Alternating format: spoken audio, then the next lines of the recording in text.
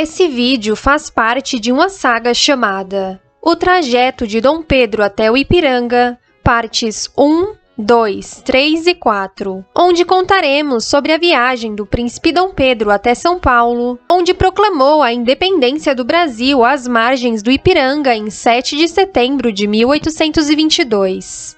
Você está assistindo a parte 3. Recomendamos que antes de prosseguir nesse vídeo, você assista as partes 1 e 2. Nesse vídeo contaremos como foi a passagem do príncipe Dom Pedro em Pindamonhangaba, Taubaté, São José dos Campos e Jacareí.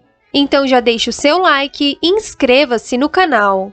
Clique no sininho para ativar as notificações. Enquanto Dom Pedro rezava em Aparecida do Norte, o mensageiro saiu à frente em direção à vila de Nossa Senhora do Bom Sucesso de Pindamonhangaba, para verificar se o povo receberia bem Dom Pedro e sua comitiva.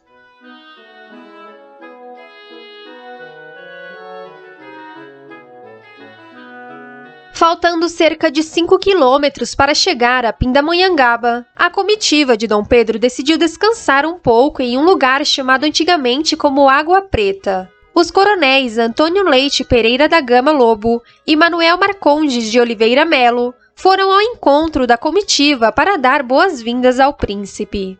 Chegando em Pindamonhangaba no dia 20 de agosto de 1822, Dom Pedro foi muito bem recebido pela população local e acabou encontrando uma personalidade muito importante da região, chamado Major Domingos Marcondes de Andrade. Sobre esse encontro, outra história engraçada é contada. Dizem que o Major Marcondes estava montado em um cavalo muito belo e imponente. Ao ver o animal, Dom Pedro, que era um verdadeiro apaixonado por montaria, ficou impressionado e elogiou o animal, esperando que o Major o desse de presente.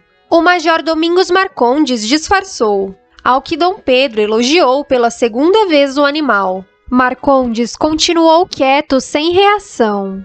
Pela terceira vez, o príncipe elogiou o cavalo, ao que o major cedeu o cavalo mediante a um acordo. Marcondes disse ao jovem príncipe que sabia de seu costume de nomear os cavalos que comprava, conforme o nome de seu antigo dono. Pensando nesse costume de Dom Pedro, o major disse que daria o cavalo ao príncipe, com a condição que arranjasse outro nome ao cavalo que não fosse Marcondes. Dom Pedro concordou e ficou com um belo animal.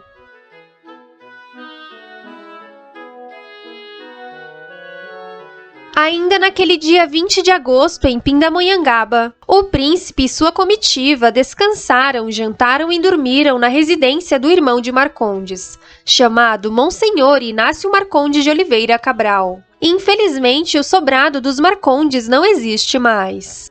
Em Pindamonhangaba, o coronel Manuel, futuro barão de Pindamonhangaba, organizou um grupo composto por 17 rapazes que se ofereceram a acompanhar o príncipe durante a viagem política a São Paulo. Naquele momento, o grupo deixou de ser uma comitiva e tornaram-se uma guarda de honra. Dentre os 17 jovens pindamonhangabenses, 10 seguiram o príncipe e outros 7 permaneceram na vila em retaguarda. No centro da cidade de Pindamonhangaba existe um monumento na Praça Central, que faz alusão a esse histórico dia em homenagem aos pindamonhangabenses que apoiaram o príncipe Dom Pedro.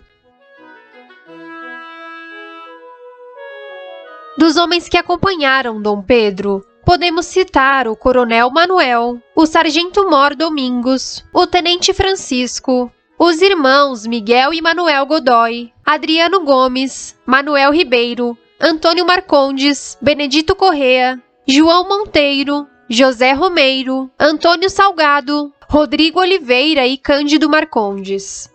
A guarda de honra era formada, em sua maioria, por homens ricos provenientes das vilas e fazendas que o príncipe passava. Os rapazes não receberiam salários e deveriam se manter com dinheiros de seus próprios bolsos. Na igreja de São José da Vila Real de Pindamonhangaba, existe atualmente um panteão onde descansam os homens que formaram a guarda de honra.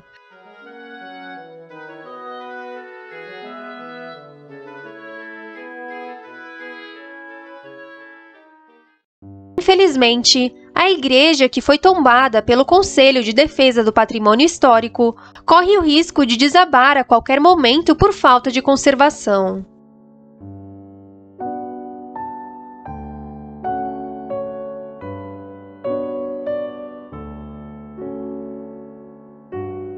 Logo que amanheceu o dia 21 de agosto de 1822, o mensageiro saiu à frente, seguindo a vila de São Francisco das Chagas de Taubaté, a avisar seus moradores que a guarda de honra passaria ali.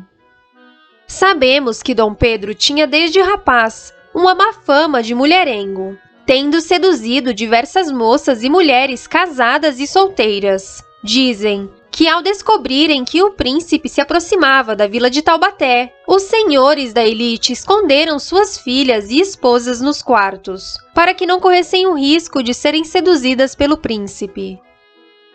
No dia 21 de agosto, Dom Pedro e sua guarda de honra chegaram a Taubaté, onde foram recebidos em festa pela população. O príncipe encontrou os casarões adornados e as ruas limpas. Lá, possivelmente almoçaram, jantaram e dormiram na residência do cônego Antônio Moreira da Costa. Infelizmente, a casa não foi conservada. Ainda em Taubaté, Dom Pedro visitou a Igreja do Pilar e o convento de Santa Clara. À noite, as casas foram iluminadas, e para agradar o príncipe, que era um verdadeiro músico e compositor, belas canções foram tocadas nas ruas.